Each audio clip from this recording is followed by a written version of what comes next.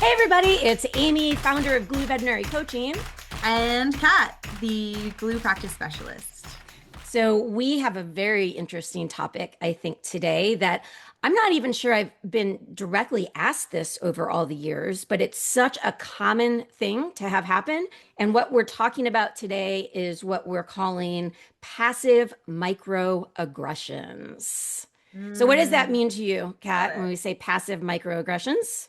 It can mean a lot of things, right? But I think that this passive piece is really important for the workplace because some microaggressions are pretty deliberate, right? Yeah, But then some absolutely. of them are in passing. They're like someone rolls their eyes in a meeting, and do I let it go or do I address it? Right. Somebody does a big out of Yeah. frustration. Yeah. Do I lean in? Do I address it? Well, For and I think me, a lot of that's times in from a leadership perspective, we're always trying to minimize, right? Conflict, minimize the potential for something small turning into something big, not ruffle feathers if we don't have to. And so right. it can seem really justified to let some of these, passive microaggressions go. Some other examples would be what I think of as angry arms. So like you're in a meeting and Mm. someone is sitting, it's not just that their arms are crossed. We can sit with our arms crossed. I love sitting with my arms crossed, but there's a vibe when that turns into a microaggression, right? There's a Absolutely. vibe of, so I Yeah. think of it as angry crossed arms, right? Yeah.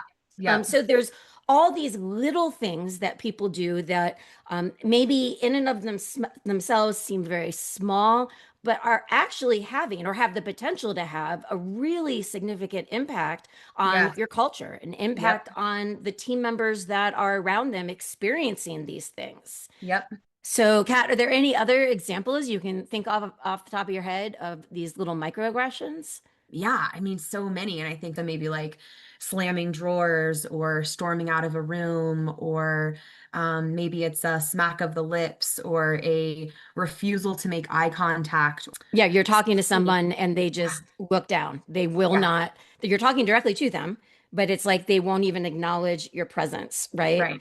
Or Right. another Or version of that would be someone walks into the room or you walk into the room, and every time you walk in, that individual turns their back on you, right. right? Yeah. And just kind of Or pretends you're not there. right. Like those things, they can be innocent, but they can also be intentional. I actually was doing a meeting once. This just brought it up. I was doing a workshop with a team, and one of the technicians in the middle of the meeting, we're sitting like in a circle, puts deodorant on. I swear. Really? Yeah. And so, if What the an under question is, what a do we address, passive microaggressions? In that situation, I did. I said, "Oh, that seems like the perfect time to put deodorant on. And thanks for sharing with us." great. It's It great. was crazy. But So I think that's important because if you yeah, don't, yeah, and we'll get into this, but yeah, like you addressing it in this way that's like just what it is without straight any up. emotion around it, it's that is exactly what the entire team needs to see. Exactly. And so that leads us to what are the potential impacts of these little microaggressions, potential impacts on your culture, on overall engagement for the team, right? Because that has a vibe. Those microaggressions bring that vibe. Big For time. yeah, and then of course the impact on the individual of, who is trying to express something, but in a way Hmm. that is not healthy, professional, or appropriate, right? So this is one of those examples from a leadership perspective where we can say, whatever we tolerate, we are essentially endorsing. And so just 100%. imagine this. What if every member of your team was rolling their eyes like that when you Mm. said something? Everyone in the room rolled their eyes. Hmm. Is that acceptable? Absolutely not. That would be a miserable group of people who are all throwing out these microaggressions. If our goal is to create a really vibrant culture and the consistency of people knowing what the expectations are, knowing what it's supposed to feel like at work, and pushing back against things that don't align with that. So if that's what we're working towards, and now we're talking high level here, right? This is like the tune-up stuff that we're talking Right. about. But these things need to be addressed. And there's a variety of ways that we can do that. One of the things we talked about this on a previous episode is culture slide.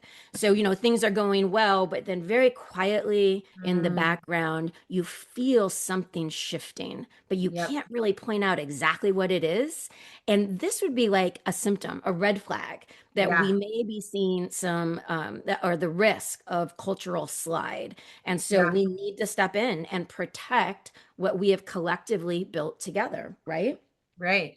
So, Kat, tell me this. You got that person, you're in a meeting because you do meetings with full teams as well, Yeah. and or even with leaders, right? Where you see Yep. these things as well. So, Totally. what's your first step or what's your goal in addressing that behavior, directly with that person? Well, I think that the goal is recalibrating the understanding, right? Like clearly there's a misaligned expectation, right? Like Something's going on here. Something's something is not not aligned. correct. They're probably showing some of those. You talked about cultural slide. They're probably showing some of those red flags. They're showing Right. up late. They've got a bad attitude. They're negatively talking to other people. Right. It's not just a passive eye roll and it stops there, That's a good right? point. That what we're seeing as leaders may be that tippity top of the iceberg of what's going on when they're not, supposedly monitoring their behavior, right? Right.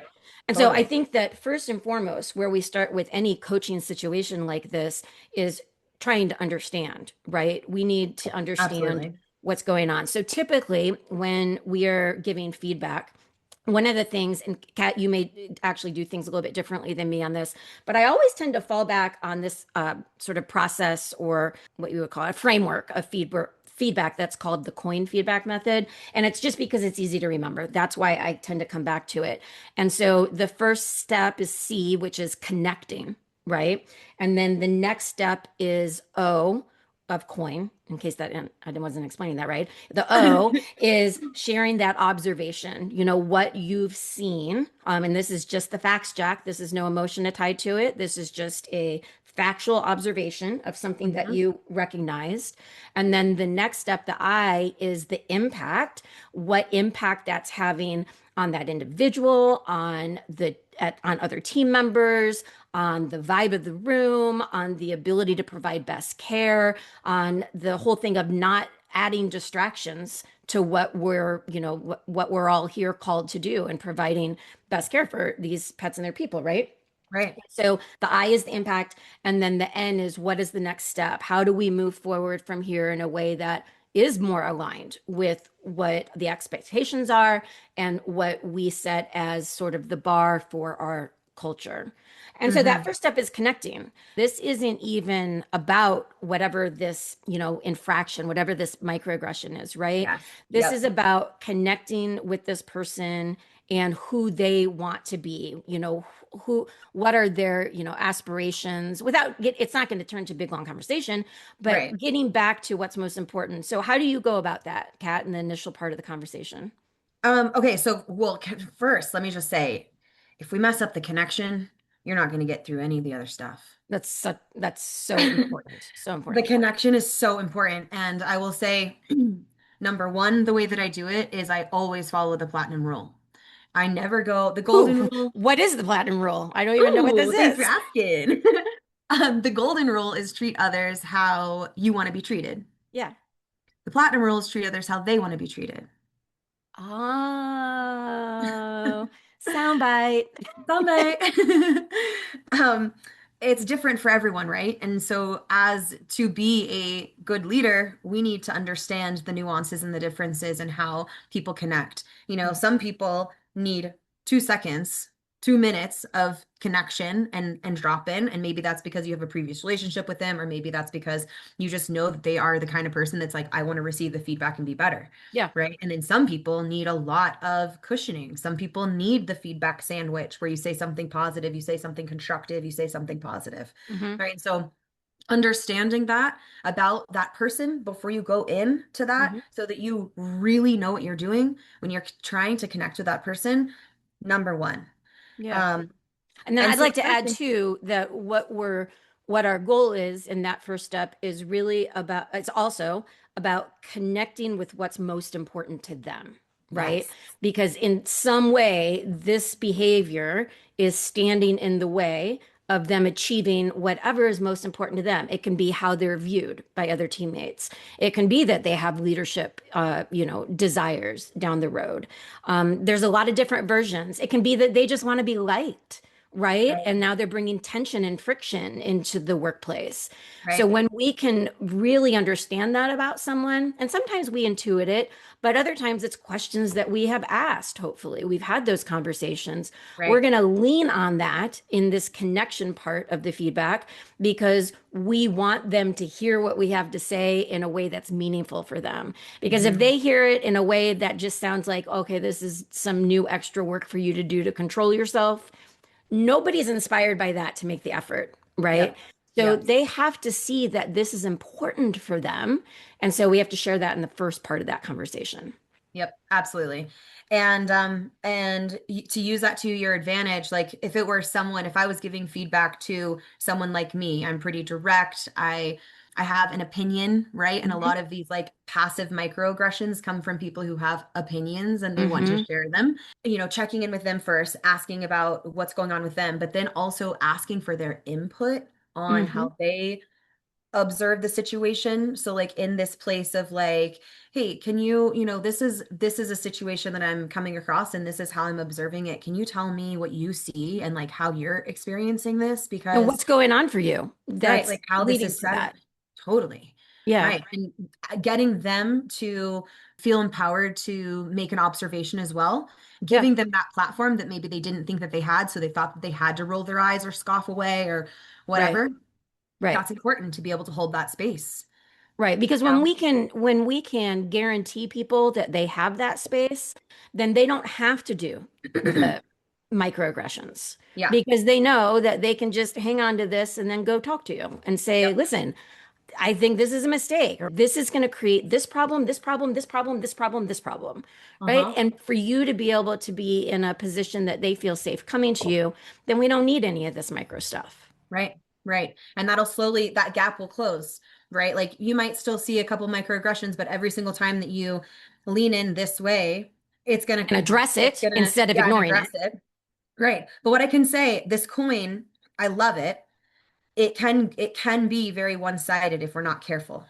So we can Absolutely. say, "Hey, how are you today? Is everything okay with you?" And somebody's going to say, "Yeah, okay." Well, I observed something Yes. and the impact wasn't good on the team, and the next steps moving forward need to be A, B, C, D. Absolutely. I'm so glad you're pointing that out. Yeah. And Yeah. so the coin is just basically pointing out these are four components of this conversation, this Hmm. bi-directional conversation. Right. Because if it's anything less than a conversation, it's not going to be fully received, right? They're going to feel just like that icky feedback we talked about last time. Yeah, yeah. And where they just walk out the door and are Roll like their eyes on their way out. slam the door a little bit and then throw Go their tell all keys their down friends on the about it. counter. Yeah, go tell all the other Yeah. techs about it. Yeah, exactly.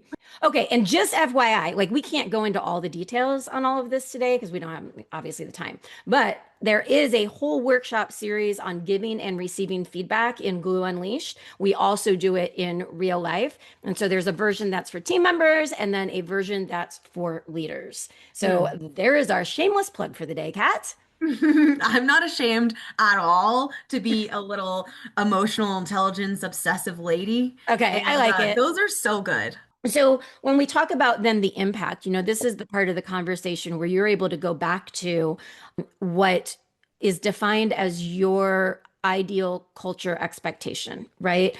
That this is what is expected of people that work here. And I'm not necessarily saying it, we say it like this, but just a reminder of, we are working so hard to cultivate and maintain a really empowered and positive and good feeling work environment, right? And that's so important to everybody in this building in order for us to sort of maximize our fulfillment in this field.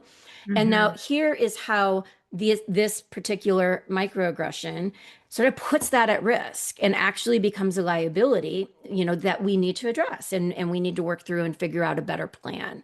Right. And Yeah. that's that impact component of it. Yep. And then, again, this is a back and forth. And then say, do you see how that's connected? Or do you see how that particular behavior during that meeting could have made that negative impact, whatever that specific, Yeah. example is that we're giving? Yeah. Well, and do you recognize how that behavior impacts your ability to show up at work with and for your people? So true. And that's where we get into this self-sabotage part of it, right? Right. Totally. Self-sabotage, right? Yeah. We can all, as mature adults, I think, acknowledge that when we are letting a whole slew of little microaggressions come out, what's really happening is we're simmering underneath, right? And these little Hmm. things are slipping out, when really what needs to happen is we need to address whatever is causing that angst, that worry, that anger, that hostility, right? And so what Right. we're really talking about here is self-awareness, right? Recognizing in ourselves that we are actually putting ourselves out there in a way that's making our work harder for us. Right. And then with self management, choose a better way, a more Absolutely. empowered, more impactful way to express ourselves. And that's Yep. what we're essentially going to be asking of people when we are seeing some of these behaviors that we know are not conducive to a really positive work experience for them or for others. And we're going to be asking them to take notice, self awareness, understand what's going on inside their head, and then figure out a better way to handle it that's going to Hmm. be healthier, more energy efficient, right? That's a big thing for me always, is how we spend Ditto. our energy. So things that are going to be more effective, more energy efficient, and just plain feel better because we feel empowered. Yep. Yep. 100%.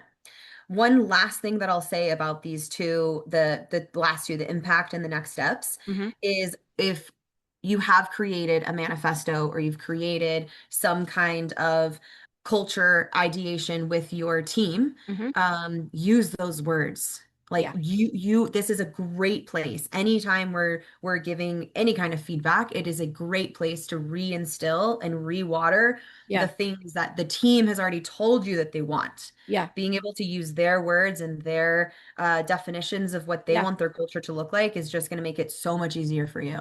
And we've mentioned this on previous episodes, and I think this is so important. If you have not had a conversation with your team that is exclusively around defining what they want their work experience to feel like and what Mhm. teamwork looks like for them and how we treat each other, it is so powerful and it's worth the time. And this is a perfect example of when you're able to then take what they've told you they want and now use it as part of this coaching conversation. And now you can just point to those words that they shared and say, this is an example. Your team has asked that we create and maintain this. And so that's what I'm doing. I'm here to help you and coach you through the process of figuring out a better way to handle this. Right. I was just kind of going back now, the Mhm. steps that we have, Yeah. becoming aware of it, right? So that awareness that it's happening in your practice and Hmm. understanding those kind of like potential cultural slides, Yep. and then making the coin a conversation. So Hmm.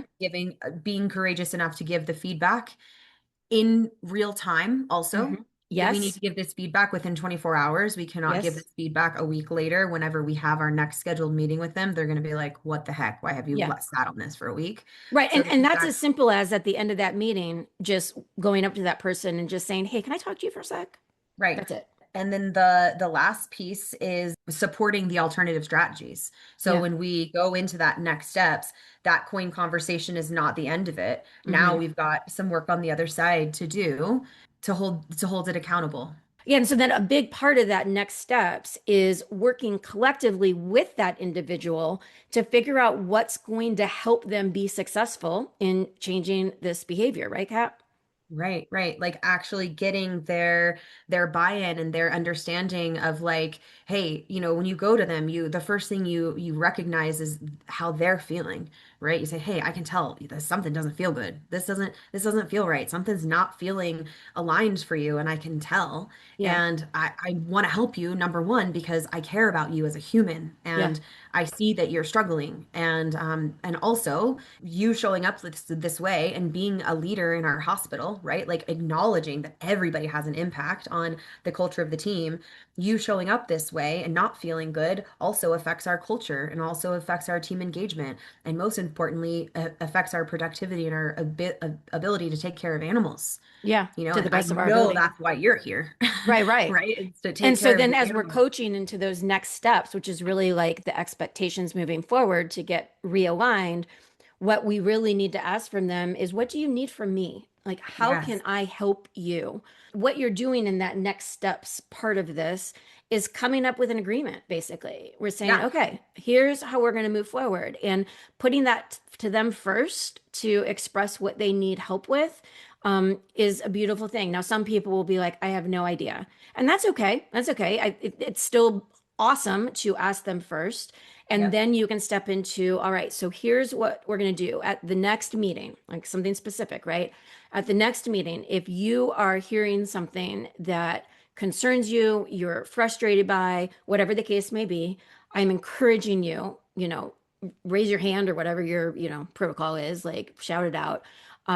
Be aware of your tone because we know it's going to be coming from a place of frustration, right? If before you would have sighed loudly or crossed your arms across your chest angrily. Now we're going to Right. share it instead, and I'm going to be there for it. Mhm. And I'm going to leave that space for that because your ideas Mm. are important and your feedback to us as leaders is important. So, Mm. and then, so how does that feel for you? Is that something you can, work towards in that next meeting? Mm. That is empowering. Yeah, That is so empowering. it's a lot better than, so stop it. Yeah. Right? Yeah. That doesn't work. Like, Right. have we gotten that point across yet in our work with glue? Stop it Doesn't does work. not work. If we expect stop it to work, we are going to be very disappointed and frustrated. Absolutely. I think maybe like 50% of this is a 50% of statistics are made up anyway. Yeah. 50% of the vet med is we struggle from something called ODD, oppositional defiance disorder. I totally agree. It goes along with that type A. Totally. Yeah, all of Yeah, we're that. all little rebels. So if you just tell us to stop it, we're gonna say, make us. No. And most importantly, like we emphasize over and over, they very likely don't have the skills to stop it for more than a week or 2 weeks. That's the best point. That's Yeah. such a good point that And they that's might not why have the tools. No, then that's why we have to teach them. And again, I know we sound like we're obsessed with emotional intelligence, but it's only because it captures all of this. It captures Yeah. like in these four key skills are all the things you need to help coach people to be the best version of themselves, right? And Yeah. but we have to teach them because stop it doesn't work.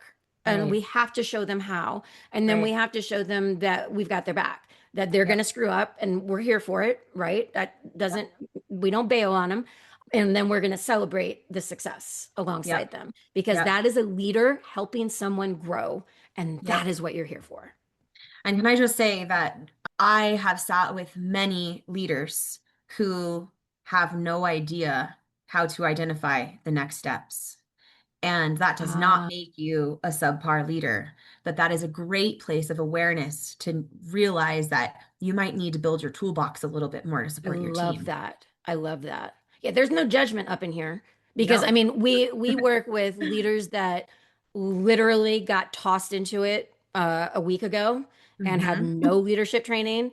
And Yep. then we work with leaders that have been doing this for 30 years, right? And still have some areas to grow in, that still have some places that they know that they can be even more impactful.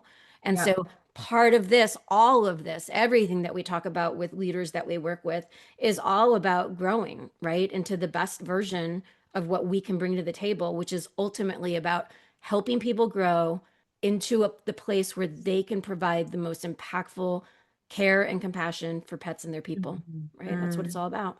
Drop the mic, Amy. Okay, let's end it there before we say something stupid. Okay, all right. Okay. We did pretty good.